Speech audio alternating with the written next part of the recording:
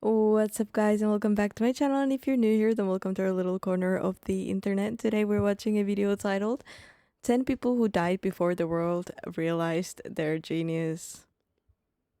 I hate this in the sense, like, there's so many very good artists as well that were only recognized after their death, and it's kind of sad. It's like, oh, I wish you could have seen everything that you've brought into this world. But let's see what this video is about. I'm excited. This should be interesting. If there's any one single person who can be said to have created modern science, it's got to be Galileo. Welcome to Watch Mojo, and today we're looking at artists, scientists, and visionaries who died in obscurity, dismissal, or even disgrace, only to be hailed as icons long after their final breath. The ability to explain hereditary diseases and to engineer plants with desired properties are all consequences of the fundamental theory founded by Mendel. H.P. Lovecraft. One whose name has become an adjective for the particular type of terror he inspired. Now considered the father of cosmic horror, H.P. Lovecraft was virtually unknown during his lifetime. Publishing most of his works in pulp magazines like Weird Tales, Lovecraft's unsettling vision of ancient gods, forbidden knowledge, and existential dread never reached a broad audience. He died in 1937, convinced he had failed as a writer. However, after his death, his mythos of Cthulhu, Arkham, and the Necronomicon was preserved and expanded upon by dedicated fans. He was widely dismissed as an untalented writer. I mean, if he still had dedicated fans, he got somewhere. But yeah, I mean, by critics and public audiences alike. His works were viewed as nothing more than fodder for young adults and eccentrics. Lovecraft's work would be a pivotal influence on writing giants like Stephen King and modern horror as a whole. Today, the Lovecraftian style is a genre of its own, proving that its founder's imagination was larger than the universe he created. Humanity has come a long way from what the world looked like when Lovecraft was alive, but the contemplation of our role in the universe, or lack thereof, is still at the forefront of our minds. Johannes Vermeer. This Dutch master is now celebrated alongside greats like Rembrandt and Van Gogh, but Johannes Vermeer died nearly forgotten in 1675. Famed for his exquisite use of light in works like Girl with a Pearl Earring, Vermeer struggled financially. Throughout his life, he produced only around 34 paintings. His limited output and local reputation meant he faded into obscurity after his death. It wasn't until nearly 3 centuries later that art historians rediscovered the genius of his work, stunned by his delicate brushwork and photographic realism. Every little... oh, see, this is what I mean. I wish he could know. I mean, I don't think there's a single person who hasn't seen this painting before, right? Ah. Genius of his work, stunned by his delicate brushwork and photographic realism. Every little thing in Vermeer's, every little point, every little mark has a meaning and has a purpose. Nothing is left to chance. Vermeer's once forgotten canvases are now priceless treasures, exhibited in the world's greatest museums. A man who lived quietly painting domestic serenity became centuries later a titan of Western art. Part of the magic of Vermeer is to create more than he actually is put down. Give the sense of more there than there is. Srinivasa Ramanujan. Man, I wish he knew. Give the sense of more there than there is. Srinivasa Ramanujan. From a very early age, just instinctively, he was thinking about numbers, he was calculating, he was fascinated by numbers. Numbers, he said, had personalities for him. They had a kind of life for him. Born in India with no formal training, Srinivasa Ramanujan filled notebooks with equations, many of which he claimed were shown to him in his dreams by his family deity, Namagiri. His genius was finally noticed by British mathematician G.H. Hardy, who insisted that Ramanujan visit Cambridge. He was able to take a little that he knew farther than most mathematicians would be able to take them. He had the vision to see what was important. However, this is so weird too, like the different skills that different humans have. It's like everybody has a different talent, and it's like crazy how he can be this good at numbers, another person can be very good at something else. It's like humans are the weirdest species of all time. It's just weird. But yeah, I think it's super interesting. Even after reaching Cambridge, Ramanujan's work was so advanced that many mathematicians of his time struggled to comprehend it. Ramanujan would die at the young age of 32, his potential barely tapped. Decades later, mathematicians proved the depth of his discoveries. Many of his theorems now underpin foundational aspects of modern number theory and string theory. Ramanujan didn't just solve equations, he was the man who knew infinity, and it took the world generations to understand. He died so young?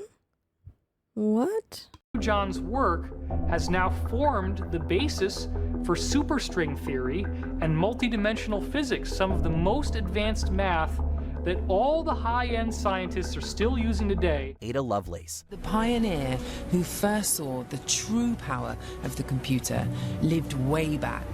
Augusta Ada King, the Countess of Lovelace, contemplated computers that could go beyond calculation. Working with Charles Babbage's analytical engine in the 1800s, Ada wrote the first ever computational algorithm. Unfortunately, she was dismissed as nothing more than a fanciful aristocrat dabbling in mathematics. Victorian society couldn't fathom her vision that machines could compose music, create art, or think symbolically. She published the first computer program. No way. What? As long ago as 1843. It did not help her cause that she lived in an era where women were poorly represented in society. It wasn't until the rise of computing in the 20th century that Ada's insights were hailed and she was recognized as the first computer programmer. Today, her legacy lives on in programming languages, tech awards, and every device powered by digital thought. This was somebody with enormous talent, in an extraordinary environment, hugely privileged, with a background that made her a celebrity from birth. This is also crazy. That's crazy talent, because and like it's so hard to come up with new things. Like, it is really hard. Usually, well, anything that we can think of is something that we know of.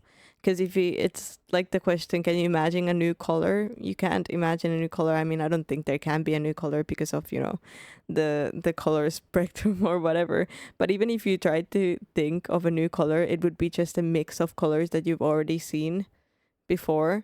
It's impossible to think of a new color. And she basically did that with computers and like this theory, because it's something that you've never heard of before, you've never seen before, but she came up with that still. And I think you have to be very, very intelligent and very imaginative, very creative to come up with something like that. Environment, hugely privileged, with a background that made her a celebrity from birth, struggling for balance. How could she make meaning of her life? And the meaning she sought was to be a savant. Franz Kafka. He'd eked out an obscure and unexceptional life. But when the lawyer put pen to paper, the writer conjured a disturbing world where the absurd was commonplace and reality a nightmare. Franz Kafka died in 1924 with a peculiar set of instructions in his will. He wished for his unpublished manuscripts to be burned. His close friend, Max Brod, refused to follow his last request, and thankfully, literature was forever changed. Kafka's stories were surreal and disquieting, exploring alienation, absurdity, and bureaucratic nightmares. After his passing, Kafka's writings struck a nerve with a modern world drowning in systems and searching for meaning. Yet during his lifetime, Kafka was largely unknown and deeply convinced of his own failure as a writer. Today, the phrase Kafkaesque is found in dictionaries, and his style is a pillar of existential literature. The man who feared being misunderstood became the author of an era's most haunting truths. Since his death, Franz Kafka's work has become enormously influential. It remains unrivaled for its intensity, modernity, and prescience. Johann Sebastian Bach. First and foremost, Bach was a brilliant musician, a virtuoso such as the world had never seen before. Although admired by some experts, Johann Sebastian Bach's complex Baroque compositions were mostly overshadowed by his skill as a performer. After his death in 1750, his works remained forgotten, surviving mostly as teaching exercises. It wasn't until 1829, when Felix Mendelssohn revived Bach's St. Matthew Passion, that the world rediscovered his immense genius. From the Brandenburg concertos to the Well-Tempered Clavier, Bach's music became the foundation of Western classical theory. Now revered as the father of harmony, the composer once dismissed as old-fashioned is immortal and recognized as the silent architect behind centuries of music. His attitude to composing was that of a medieval craftsman. He believed that everyone has his place in the world, where he should humbly work to God's greater glory. Emily Dickinson. She is as beloved as... I wonder if they, saw what happened after their death, like how would they react to this? What would they think or say? And also it's funny to listen to people say like he thought this and he said this. Was that true? Or like how much of it was true? Or like how would they themselves explain their work if they could? I don't know if that makes any sense, but you know? Work to God's greater glory. Emily Dickinson. She is as beloved as ever, and now the poet Emily Dickinson is getting even more attention and a new look in books, online, on film, and in a major museum exhibit. Emily Dickinson spent most of her life in seclusion, writing nearly 1,800 poems that she never intended to publish. During her lifetime, fewer than a dozen of her pieces saw print, and even those were heavily edited to conform to the poetic norms of the day. Emily's stark dashes, unconventional capitalization, and raw, introspective voices were considered too strange, too fragmented. She wrote on just about everything, including death, eternity, faith, and longing with unsettling clarity. She is a constant summons to me to think about language and its preciseness. And not only its preciseness, but its power. Still, the world outside her Amherst home barely had any clue of her works. After her death in 1886, her sister discovered her handwritten bundles. Wait, no, we need to read some. My Sabbath. Some keep the Sabbath going to church. I keep it staying at home. With a bobolink for a chorister and an orchid for a dome. Some keep the Sabbath in surplice. I just wear my wings, and instead of tolling the bell for church, our little sexton sings. Interesting. I would love to read, this is so interesting. I would love to read all of her poems. Did they say 1,800 poems and only some of them were published and changed? That's a lot of writing, guys. Clue of her works. After her death in 1886, her sister discovered her handwritten bundles, which revealed... It's also so scary and it's crazy to think, like, me too, I'm making YouTube videos, and if YouTube doesn't go down, my videos will be here forever. Like, even after I'm gone, I'll still, like, there's people that can still watch this. That's kind of weird. Sister discovered her handwritten bundles, which revealed a poetic revolutionary. Today, Dickinson is hailed as one of America's greatest literary voices, the recluse who quietly reinvented poetry. She broke the glass ceiling in poetry. And Emily Dickinson is like a beacon of verbal power that will not be silenced. Vincent van Gogh. You probably know me already. I'm famous the world over. But do you know my story? Vincent van Gogh lived a life defined by struggle. He was plagued by financial hardship, mental illness, and artistic rejection. In just a decade, he created more than 2,000 works. These were paintings with bold colors and emotional intensity that confounded critics of his time. Despite his massive resume, Van Gogh sold only one painting during his lifetime. The work wasn't selling. I rarely had money for models, so I'd often end up looking in the mirror. His turbulent friendship with fellow artist Paul Gauguin, his infamous self-inflicted ear injury, and his death at the young age of 37 painted the tragic portrait of a man unseen. But after his death, his brother's widow, Johanna van Gogh Bonger, championed his legacy. Today, Van Gogh's Starry Night, sunflowers, and self-portraits are cultural treasures. The man who felt he was forgotten now lives forever on canvas. What a change. Strange, wild man who roamed the fields of Provence was not only the world's greatest artist, but also one of the greatest men who ever lived. Gregor Mendel.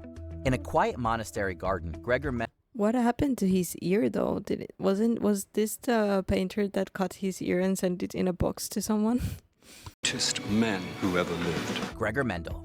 In a quiet monastery garden, Gregor Mendel conducted meticulous experiments on pea plants, uncovering the fundamental laws of heredity. Mendel set us straight on the fundamental properties of inheritance, which eventually paved the way for the development of modern genetics. Using his pea plants, Mendel would discern dominant and recessive traits, segregation and independent assortment. Publishing his groundbreaking findings in 1866, Mendel's work would unfortunately be ignored by the scientific community, who would dismiss it as a botanical curiosity. Mendel returned to clerical duties, never realizing that he had founded the field of genetics. It wasn't until 1900, when 3 scientists independently rediscovered his results, that Mendel's genius was finally realized. Mendel died in obscurity, but his once overlooked ratios became the blueprint for much of modern biology, medicine, and DNA research. Every Punnett square, genetic test, and gene therapy now traces back to his monastery garden. The ability to explain hereditary diseases and to engineer plants with desired properties are all consequences of the fundamental theory founded by Mendel. Before we continue, be sure to subscribe to our channel and ring the bell to get notified about our latest videos. You have the option to be notified for occasional videos or all of them. If you're on your phone, make sure you go into your settings and switch on notifications. Galileo Galilei.